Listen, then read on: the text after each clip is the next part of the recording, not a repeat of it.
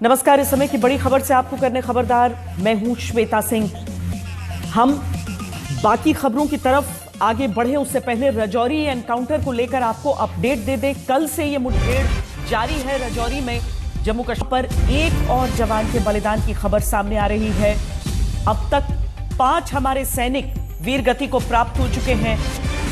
2 officers हैं, captains हैं और 3 जवान बताए जा रहे हैं। हमारे साथ संवाददाता सुनील जी भट्ट इस समय सीधे रजौरी से जुड़ रहे हैं। सुनील, इस समय एनकाउंटर की स्थिति क्या है? इस समय क्या हम ये माने कि आतंकियों की घेराबंदी हुई है? एक आतंकी को भी बताया गया था कि मारा गया है, हालांकि बॉडी अभी तक रिकवर नहीं कर पाए हैं उसकी।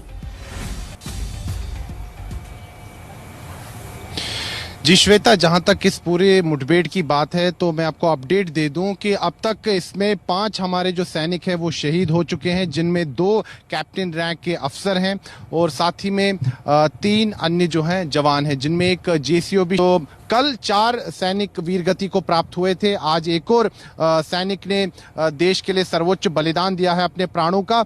और साथ ही में आज सुरक्षा बलों को सफलता भी मिली है। 2 खूंखार आतंकवादियों को ढेर कर दिया गया है। पाकिस्तानी आतंकवादी थे और जिनमें एक आतंकवादी जिसका नाम कैरी है, बहुत ही खूंखार आतंकवादी है पाकिस्तान का, जो कि काफी समय से यहाँ पर माना जा रहा है कि 1 वर्ष से यहाँ पर सक्रिय था इस क्षेत्र में, राजौरी पुंछ जिले में। और कहीं ना कहीं पाकिस्तान ने उसको इसी मंशा से यहां भेजा था ताकि जो जम्मू संभाग के जो पहाड़ी क्षेत्र हैं, जो सीमावर्ती क्षेत्र हैं, जो नियंत्रण रेखा से सटे हुए हैं, यहां पर एक बार फिर आतंक को बढ़ाया जाए, आतंक की गतिविधियां शुरू की जाए। श्वेता, जैसे कि आप पूरी तरह से इस विषय से अवगत हैं कि पिछले कुछ समय से, अगर हम देखें पिछले 2 वर्षों से यहां पर आतंकवादी गतिविधियां बढ़ चुकी हैं राजौरी और पुंछ जिले में। और वहीं एक तरफ अगर हम देखें तो एक समय पर ये दोनों जिले जो है आतंकवाद मुक्त हो चुके थे, घोषित कर दिए गए थे आतंकवाद मुक्त। लेकिन कहीं ना कहीं पिछले 2 वर्षों से एक बार फिर आतंक जो है यहां पर अपना सिर उठा रहा है। और इसीलिए पिछले 2 वर्षों से यहां अलग अलग क्षेत्रों में मुठभेड़ें हुई हैं, आतंकी हमले हुए हैं।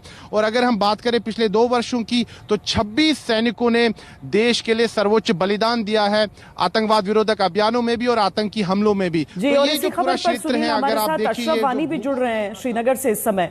अशरफ, चिंता की बात यह भी हो जाती है कि पिछले कुछ समय में, जिसका सुनील भी जिक्र कर रहे हैं, चाहे वो पीर पंजाल की इस ओर हो या उस ओर, क्योंकि अभी जो कुछ दिनों पहले जब अनंतनाग में लंबा एनकाउंटर चला था वो भी बहुत बड़ी चिंता का सबब था।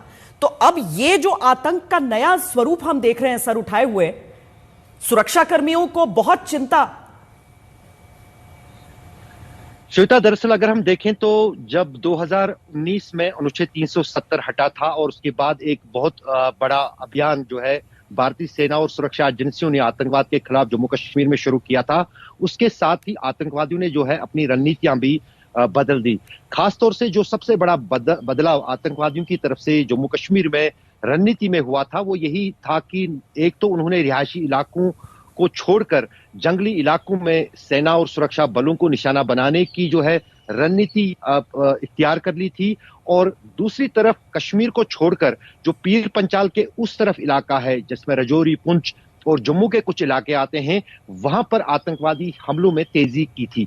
और उसी के चलते कुछ पाकिस्तान के खुफिया एजेंसी ने कुछ प्रशिक्षित जो है आतंकी जो है इन ऑपरेशंस में धकेल दिए थे, जो बॉर्डर एक्शन टीम का हिस्सा है और जो राजौरी और खासतौर से पुंछ और राजौरी के इलाकों में सेना और सुरक्षा बलों पर हमला करके वापस फिर सीमा पार करके चले जाते थे, जो हमने 2020 में भी देखा, 21 में भी देखा, 22 और अब 23 में यह नया स्वरूप हम देख रहे हैं। बहुत शुक्रिया सुनील और अशरफ आपका इस बातचीत के लिए। हालांकि इससे पहले राजौरी में चल रही आतंकी मुठभेड़ के दूसरे दिन सुरक्षा